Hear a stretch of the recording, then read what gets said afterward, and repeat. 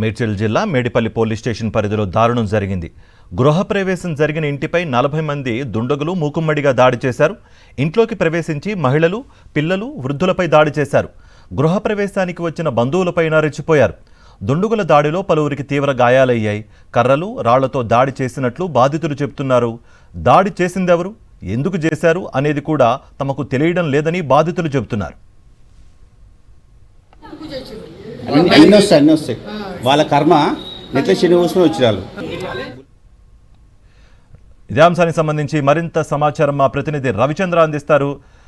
రవిచంద్ర, ఆ దుండగులు ఎవరు, ఎందుకు దాడి చేశారు, వాళ్ళ మోటో ఏమైనా తెలిసిందా? పోలీసులు ఏం చెప్తున్నారు?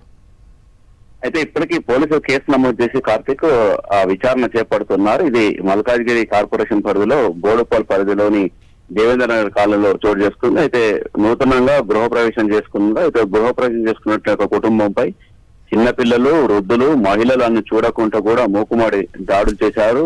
పదుల సంఖ్యలో వచ్చేసి ఈ విధంగా దాడులు చేశారు. దాడులు చేయడంతో వారికి గాయాలని వాళ్ళని హాస్పిటల్ కూడా తరలించారు. అయితే ఈ విధంగా ఎందుకు దాడి చేయాల్సి వచ్చింది, మహిళలపై, చిన్నపిల్లలపై అని చూడకుండా కూడా దాడులు చేయటం ఈ విధంగా ఎందుకు జరిగింది, బితాహక వాతావరణ పరిస్థితి ఎందుకు వచ్చిందన్న కోణంలో కూడా పోలీసులు విచారణ చేపడుతున్నారు. అయితే వీళ్ళ కుటుంబానికి సంబంధించి అంతే గతంలో పాత కక్షలు ఏమైనా ఉన్నాయన్న కోణంలో కూడా విచారణ చేపడుతుంది. అయితే ఇందులో చాలా మంది దాడులు చేసిన తర్వాత ఎస్కేప్ అయిపోయారు. అయితే వాళ్ళ నుంచి వివరాలు, అంటే ఈ బాధితుల నుంచి వివరాలు సేకరించి వాళ్ళు ఎవరు, ఏ కోణంలో ఎక్కడ ఉన్నారన్న కోణంలో కూడా పోలీసులు దర్యాప్తు చేపడుతున్నారు. అయితే పోలీసులు ఉదయం అంటే తెల్లవారుజామున వచ్చేసి ఈ విధంగా దాడులు చేయడానికి రీజన్ ఏందన్న కోణంలో కూడా పోలీసులు దర్యాప్తు చేపడుతున్నారు. Karthik, thank you Ravichandra.